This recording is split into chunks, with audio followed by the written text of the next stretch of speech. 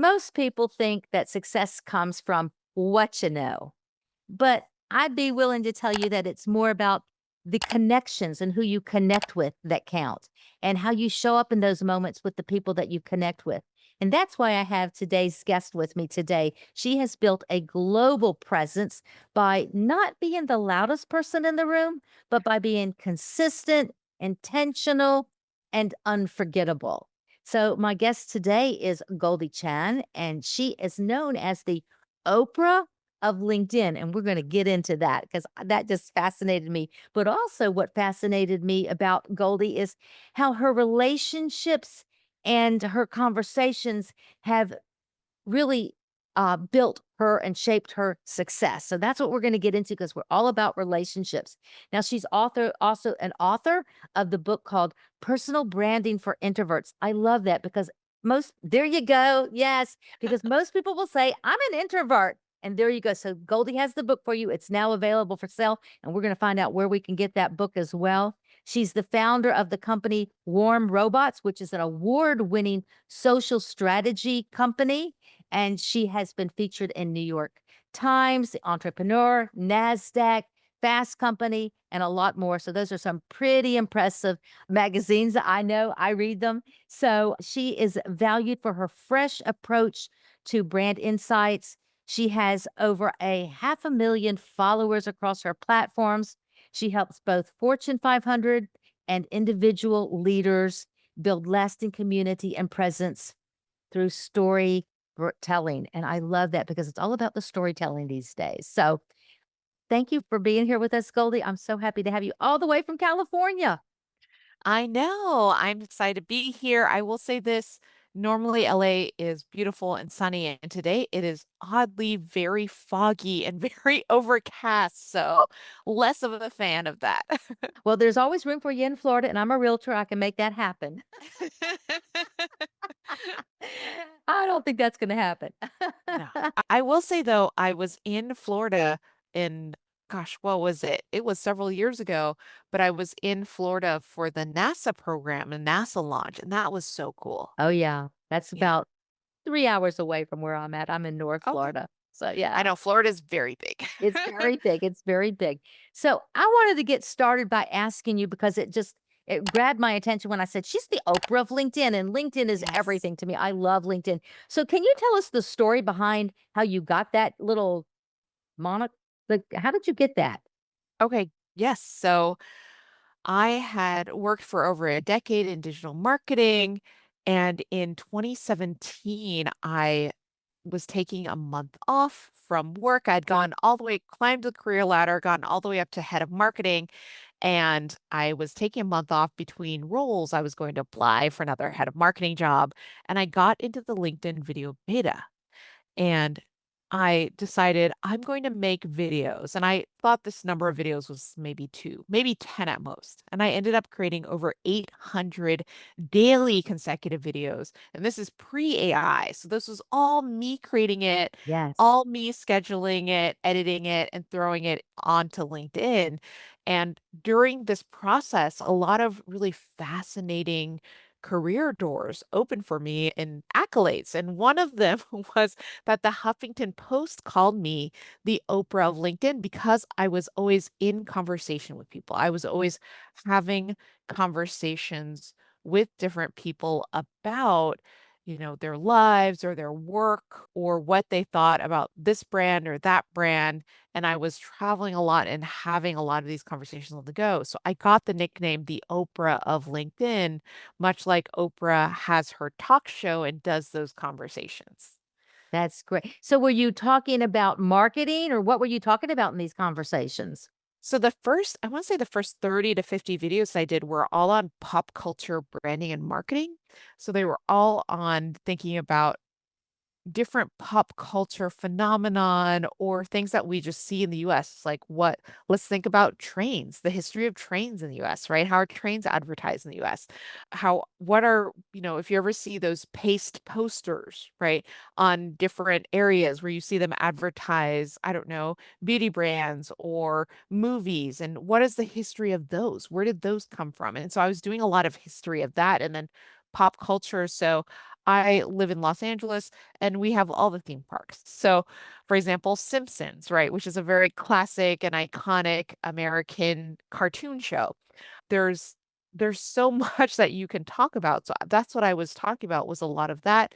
Plus, simply how are you building your brand? So, what are ways to build your brand? And from that evolved the fact that I now focus on personal branding, branding and storytelling in general. So tell us a little bit about how you brand yourself on LinkedIn specifically, and how Yes. talk about a little bit about how the storytelling comes into play. Yes. So I think the way I brand myself on LinkedIn has evolved over time as so many of us change and evolve throughout our careers, right? We have so many different pivots and restarts. And when I started creating my brand on LinkedIn, I'd love to tell you it was strategic. It was not. I just was excited and interested in creating videos. So that's what I did. I created videos. I created over 800 videos. And I throughout this can't imagine process, 800. I know, I wouldn't wish it on my worst enemy, but I throughout this process of creating so many hundreds of videos, right? Literally hundreds of videos, throughout this very wild and weird process, I discovered my own brand and I discovered what I wanted to be known as. So, my brand these days on LinkedIn is definitely someone who knows about B2B marketing, who knows about branding, who knows about marketing in general for corporations and major brands, who talks about creativity, who talks about personal branding. So, I've kind of focused down on those areas of interest for myself and what I want to be known for. Also, because on LinkedIn, it's helpful to narrow down, right? It's helpful to have a focus because when you have too many, and what I also just mentioned, they're connected. Those are connected ideas. When you have too many things on LinkedIn that are disconnected, becomes really hard for the LinkedIn algorithm too to know where to place you. So it's really nice if you have a very specific focus on LinkedIn. Yeah, that was the hardest thing for me, and I have all the coaches saying, I was too spread out. It's like, I'm known as a realtor, but Right, I also have a podcast that isn't about real estate, so it right, was like it was very difficult to try to figure out how to bring the 2 together so that it right. doesn't confuse the audience. Right. And I'm so glad you said that because I think one really important part of a personal brand is the through line through a story, right? It's that red thread that you pull Yeah, through the different pieces. So while it seems like real estate and your podcast are vastly different, they're not, right? yeah, There's, of course, a thorough line that connects those two and the reasons and the you behind it that connects those two. And that's what you need to express on a platform like LinkedIn is what is the connector? What is yeah. the you behind it? And I always, I like to do this exercise because people look at the word personal, right? And personal branding. And I think so many people do a persona, right? They do a mask. But I think what is better and what is more helpful is you think about the person behind personal branding, right? You think about the you behind personal branding. That's pretty good, that's pretty Yeah. good, yeah, absolutely. It's like, I know for me, it was knowing that the common thread was it's all about relationships. I don't go out there and Yes. do what they say, farming, neighborhoods, people I don't even know, random people. To me, it's all about the people who I have connected with already, those Yes. relationships, and so that was more important to me, and so I that's why the common thread is it's all about the relationships and the connections. That's what this show was all about, is how your connections are your power move, and I always say that, that's my tagline. It's, because they are. How you Yes. that's how you succeed in life, through your connections. And I think it would be very odd to be a real estate agent and not to value connections, right? And not to be a successful working real estate agent Yeah, and not to value yeah. connections because how else are you going to get that work? And I say this based off only really watching a lot of Netflix reality TV shows on real You know estate those shows agents. aren't right. 3 And those those rooms those sold. shows aren't real, and I know, but, so much of it, I think underlying, though, is still the connections that True. they have, Yeah. the relationships that they have to clients and potential clients. I do believe that part is very real. And that's true. I mean, it's like my clients, truly become my friends. They really become my friends. Yes. It's like, I don't Yes. refer them to my clients anymore. They're like, "Oh, my friend over there. Oh, yeah, well, they were once my customer, and then I got to know them, and now they're my friends." So, yeah. So, take me back to some of your earliest connections and how they might have opened some doors for you, maybe shifted the trajectory of where you've landed. Yes, so I will say I want to shout out one person in particular. So when I first started creating content on LinkedIn, this was before people realized that you could even do this, right? I had so much hate mail I was getting from people who were saying, "Why are you making videos here? Nobody wants to see any of this. Go to Facebook," which is the funniest hate comment, truly. It's to go to Facebook. I got so much of that. I got so much of that. And obviously I have green hair. So you can only imagine I what love people your are. green hair. Yeah, thank you. But people are very odd about things that are different, right? But I thought it was a fascinating time because I was so early that some brands were also looking and thinking, oh, how could we jump into this interesting new creator universe on LinkedIn early? And one of the people that connected with me very early on, her name is Ronnie Mani, which is also just a delightful name in general. And she was one of the first people to bring me into the Adobe ecosystem. So I still to this day, years later, almost a decade later, I am still an ambassador for Adobe. And I still work in the ecosystem doing strategy and doing ambassador work. And the reason why is because of one person. It's because of Roddy. And she found me on LinkedIn and said, "I really like your videos. How would you like to work with Adobe?" And Adobe is one of my dream brands, right? Oh, God. I've used Photoshop since college. Like, I'm definitely a super fan through So and she was just through. some random who found you on LinkedIn? She just found me on LinkedIn and she reached out to me and said, "Let's have a conversation. Like, how would you like to just talk and maybe we can work on LinkedIn?" And she is now a very dear friend of mine and I am very close to her. And this is through the fact that we started to work together, but then what a wonderful and delightful person she is. So then we became friends and we're still friends. So even if I stop working with Adobe, I will still be her friend. And that is, to me, the power of connections is that you can meet somebody and then you don't know that it will open up a wide door, which is why I try to have a lot of conversations with different people because you never know where those conversations will take you. So in the moment when she reached out to you in the beginning, did you Yes. realize and recognize instantly that this is a big opportunity, or did you only see it as, "Well, maybe this might impact me later"? I mean, how did you feel about that? Well, I thought it's Adobe, so I thought this is a big opportunity. So Well, did you even I think she was real? I mean, I would have said, you know what? "Sure." I did have to look her up because I wasn't sure if she was Yeah, real, and I wasn't sure if it was a scam, which, exactly, that's my there's a point. lot of unfortunate scam things on the internet. So you have to Mhm. be safe, you have to be thoughtful. And even today, so now I have, and at the time, I had so many less followers, right? I think at the time, when I was just starting out, maybe I had 3,000 followers. And now on LinkedIn, I have over 106,000. Oh, you have a lot. Yeah, I'm in the six figures now. But, at the time, I'll say this, at the time I thought 30,000 was a lot of followers. I was like, "Wow, I can't believe I'm in the four-figure follower zone," right? And and I was already getting some odd messages, I think because I was creating so prolifically, but now I get very intense odd messages. So I have to be very Mm. careful and thoughtful about who reaches out to me. And I'll say even for podcasts, I'll throw this out there. Even for podcasts, I will get people to say, "You can guest on my podcast for $5,000, which is the and I don't know a single podcast that is I mean, at least not the ones that have reached out to me Ah, and asked me to pay, that is worth paying $5,000 yeah, to guest on, right? yeah. And that's not saying that the podcast itself is not valid, et cetera, but Mm. just that asking your guests for that in an ecosystem that does not ask for pay in that way is just a little distasteful to me. Just a bit. Yeah.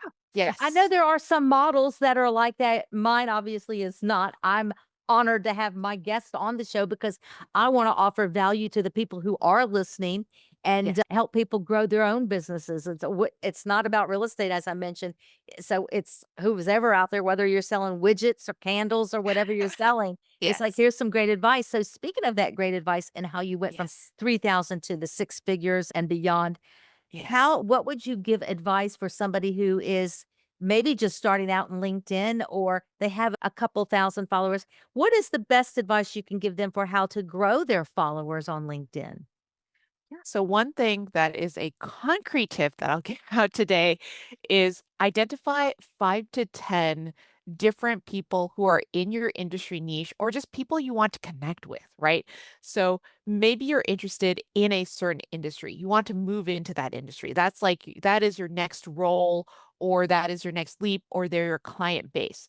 Identify 5 to 10 of those people and make sure that they have, I would say, especially under 1 million followers on LinkedIn, and there's not that many that have that, but make sure that they have under especially under 500,000 followers, and it's better if they have the 4 figures to 5-figure follower count instead, because then they will actually respond to you. They'll take the time to respond personally, and you want to start to comment on these different people's profiles and just say nice comments and be really thoughtful about it. Don't I am such a proponent of not automating things. So don't automate these comments so that way you can see what they're actually saying. So if it comes up in conversation, you'll say, "Oh no, I did see you posted about this," right? And it's Right. so genuine and real. But when you identify those people and you start to comment, something magical happens. You start to show up in the feed for similar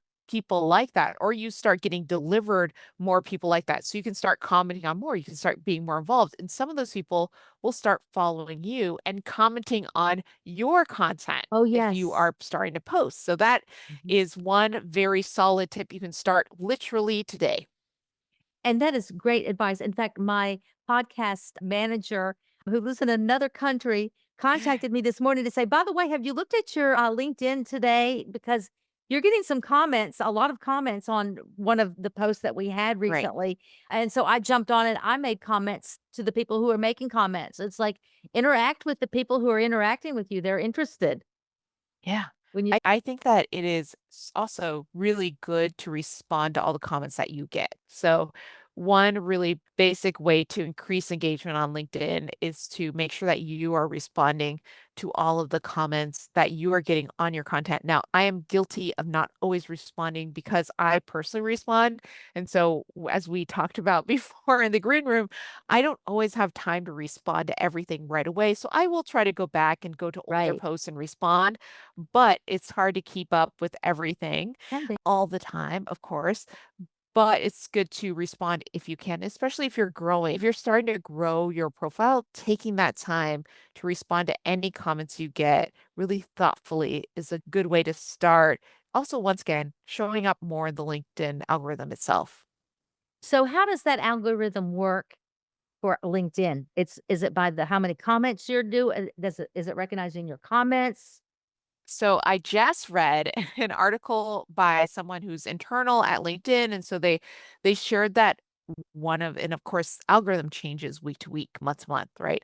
But right now, as it stands, one of the things that LinkedIn is trying to prioritize is real and authentic comments. So they want to see that you are getting individual personalized comments from different people. So they're trying to protect against what are called LinkedIn pods, which is groups of people who gather and comment on each other's posts to increase engagement, and also automated spam comments, right? Which are technical and they just spam a bunch of like cool, yay, great, comments. And LinkedIn is trying to fight against those. So they will prioritize in the feed higher if they believe that you're getting real and genuine authentic comments from real profiles. They are also going to try to prioritize too if you are, yes, if you are responding back to comments that you're getting, if you are in conversation, if you are writing or making videos that are also original pieces of content. So they want to also see more original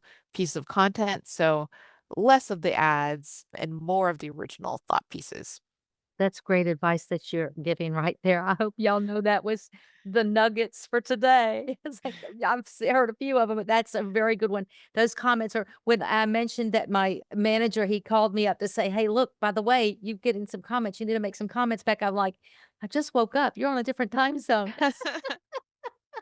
It's like, yes, but when you're only one person, but it's so important to make Yes. those comments. It is so important.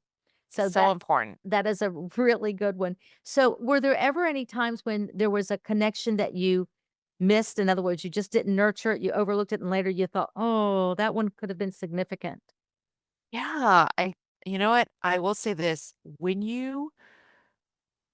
if you ever blow up in the way that I blew up in 2017, 2018, you will suddenly get a flood of opportunities, and which is a blessing, of course. Just of course a blessing. Just say that first. Very grateful. Well, I'm waiting to But blow up. right, and I'm sure you will have that moment happen for you, but even if you blow up in a small way, you'll suddenly get like an influx of opportunities, and the issue with getting an influx of opportunities, especially if you are a solopreneur, right, Mm. is that you don't have the infrastructure to handle a flood of opportunities. And at the time, I did not have the infrastructure to handle a flood of opportunities. So there were so many times people would reach out and people would ask me to do something, and I would just not see it until a week later. I would not see it until a month later because I was getting so many different messages at the time. And so many different messages I had to weed through because so much of it was not anything that was real or valid.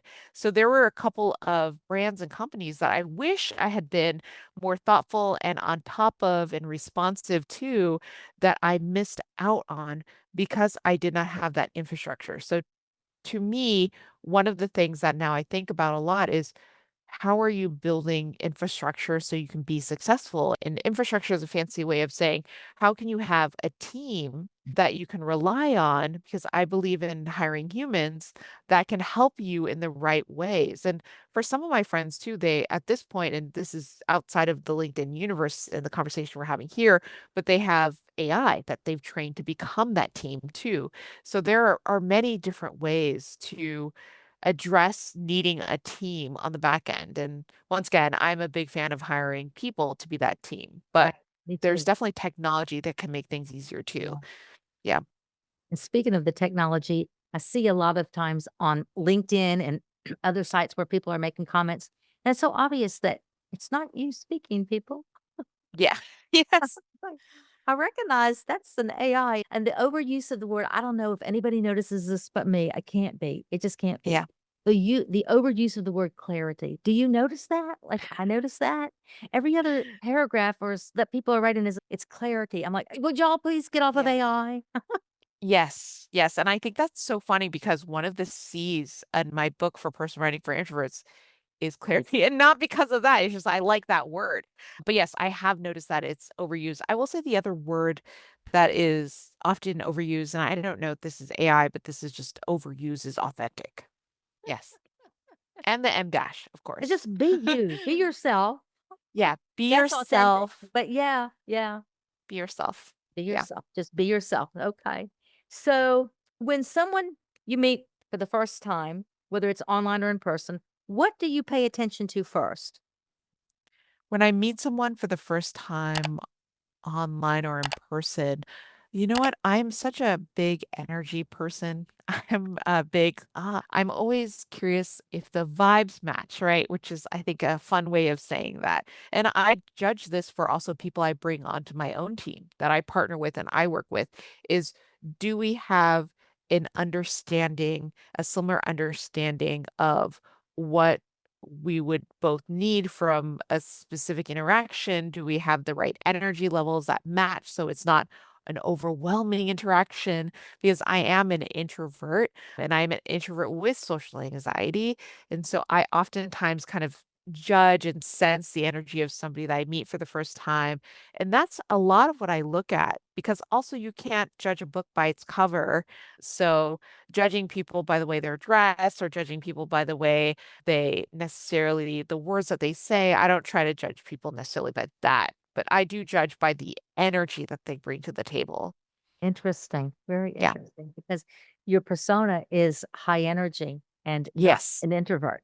Yes, and I know, and people are always surprised when I say I'm an introvert, but I will be the first person to tell you that one of my favorite things to do when I travel, especially travel for speaking, is I love to get a bag of hot Cheetos and lay out a towel and eat hot Cheetos on a towel in the hotel room I'll because you remember have to, that. you have to have a towel because then it just gets the crumbs everywhere. So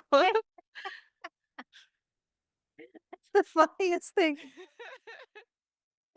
I'll lay them out. yeah, I mean, I don't lay them out, but I put the bag on the towel so then if there's the I crumbs, they don't gotcha. get all over the place, right? So have you ever had a relationship that you've met through online, in particular, maybe LinkedIn, that it really just started something really small, but then it really just turned into something really impactful for you? Yes, I've had so many as an introvert that spends a lot of time online. I've had a lot of my initial relationships start on LinkedIn, and they've started from either people reach out to me or I found other people. I'll say one really beautiful one that came to fruition in January is there's a wonderful creator slash librarian online. His name is Michael Threets. He is known as the Internet's librarian. He's the new Reading Rainbow host who replaced LeVar Burton. And we met off of Threads, of all places. So we met off the platform Threads, and I was talking about how no one showed up to a book event I had in Seattle. So I've been doing a lot of book events because my book just came out end of October, and no one showed up to my event in Seattle. And I did a post about it, and it went viral. Right? It went very viral. I was not trying to write a viral post. It just went viral. And he was one of the people that discovered it. And because of it, I was able to do this really beautiful in conversation fireside chat with him in person in San Francisco at a beautiful bookstore in San Francisco, Chinatown. And because he's a local to the Bay Area, he was able to co-host that with me. And we would have never met each other if had not been for the internet. And he has, just to give you an idea of impact, he has literally millions and millions of followers, right? And his videos, his posts consistently go viral, consistently have millions and millions of views. So this was somebody that we spoke together at this event, and that room was full, right? That room was full to the brim of Made up for the people. one that all Yeah. those people missed And you. it made up for the one that people did not show up to, but also it was delightful because I was able to have a beautiful conversation with someone who has a lovely personality and is a very thoughtful librarian, right? Like, how fun Yes. is that? That's a cool story. That's so cool. Yes. So Yes. for people who are listening and they feel like, they're putting themselves out there, they're doing everything they can, but they're just not getting the traction. What might they be Yes. missing? So I see so oftentimes, especially right now, an over reliance on AI, right? And I mean that so literally because I see so many people where they write all of their posts using AI with zero human oversight. And because of that, I'm seeing these posts, especially on LinkedIn, that look exactly the same. Just truly Yeah. exact carbon copies of each other with no original insight at all, with no personality in them, with none of that person, right, that I talked about before, with none of them in it. And what we like as humans, what we enjoy as humans is we enjoy a little bit of that messiness. We enjoy a little bit of that imperfection. I was speaking with another creator who I think has like 300,000 followers on LinkedIn or something like that. And he says that he now tries to put in little spelling mistakes into his LinkedIn posts. He tries to have errors because there is such a focus on perfection on LinkedIn that people like the little bits of imperfection. And I have been personally experimenting with, and I with writing short form, long form, just trying to do different kinds of posts. And of course, not all of my posts do well, but I've noticed that when I mix it up, it seems that more of them are doing a little bit better, which is always good to see. So, and a lot of it is traction over time. So people don't know this, or maybe they do, but the first 30 to 60 of my videos, right? And that's 30 to 60 pieces of content. They got maybe a max of like 1,000 views, right? Maybe 100 views, maybe five, especially the first like 10 to 15 videos I did were maybe 10 to 15 likes. And that's a lot, right? That was a lot at the time. Uh-huh. And most people don't think that because they think, oh, it immediately went viral, immediately got probably millions of views. And that wasn't until later. Oh, that's so good. So, yeah, as your brand, Goldie, begins to is growing, it's growing. Right. Are you thinking about the next level of relationships and what you want to build? Yes, and I'm so glad you said that because and I'm so glad you're focused on relationships because so many people forget the relationships. And as a person focused on personal branding, right? As my expertise is in that area, I always say you cannot have a personal brand without a community, without an audience. You cannot have a personal brand without somebody to witness that personal brand. So the next level should always be how am I leveling up my community? And community, of course, is also different than audience. How people relate to you is going to be different because I always think of audience as really a more of a one-way street, right? You're saying something, you're showing something, and that's the audience for it. But a community is the people that you are trying to have a conversation with, you're trying to have a relationship with. So for me, my next steps are really further growing and expanding my community and diving really deeply into who is maybe part of a more curated community that I want to bring closer to myself. So never done I've never done, and I'm going to forget the word for it now because now we're recording this, but I've never done a curated small group of people where I've really handheld them and walk them through what it means to grow a very successful personal brand. I've done a lot of mentoring, which is very different, and I've done a lot of consulting one-on-one. But one of the next steps that I'm looking at is would it be interesting to do a very small group of curated people and allow them to be in a cohort that then I am managing, right? I So, love that idea. yeah, Sign me up. yes, exactly, and I've been thinking really deeply about what that would mean and what would be, once again, the infrastructure, right, Uh-huh. behind that, You have to put that and together the first. yeah, and what the timing is and what the timing on my end is. Well, how involved would I be? So I think that there's so many different ways you can level up a community, and it doesn't always mean, right, that you are growing from 100 to 300,000. It sometimes means that out of your if you're at 1,000, out of 1,000 that you're curating out 100 people that are your super fans that you want Mhm. to really invest in. Mhm. Yeah. Absolutely. Wow, that's great. Well, tell us a little bit more about your book. Yes, so my book, Personal Branding for Introverts, which you notice is the same color as my hair. You It like is green. yeah, I like green, and you know what is so funny to me whenever somebody asks, "What is this about?" I used to say, "Personal branding and introverts." Well, But it's about growing your brand online and offline, and I will say this, I've had extroverts read this book, and they've said it is a wonderful basic primer for growing your personal brand. So, it is meant to be a helpful starting point for if you are starting to think about building your personal brand, or if you are at a phase, a stop in your personal brand where you're thinking, I want to go in a different direction, or I want to elevate it. I want to go to the next step. It is a great book for that. And it is full of ideas, tips, and tactics that will get you there to the next level, that will help grow you beyond where you currently are, and in a very aligned way, in a way that is not exhausting, because I am such a fan of not exhausting yourself in order to build your brand or build your business. So many of us are burnt out constantly. So many of us are miserable in the work that we do. I just actually started 2 Substacks, but one of the Substacks I started is called Analog Joy, and I feel that we need more yes, joy at work. absolutely. And people are so attracted to and like meeting people who are full of joy and who enjoy what they're doing. Absolutely. Nobody wants to hang around the people who are having a pity party, that's for sure. That's Yes. so, Yes. Goldie, if someone wants to connect with you, learn more, how can they find you? So you And the can book. always find me. Yes, exactly. You can always find me at goldiechan.com. You can find me on LinkedIn at linkedin.com/in/Goldie. You can find all the links to order my book also on my website and also wherever books are sold.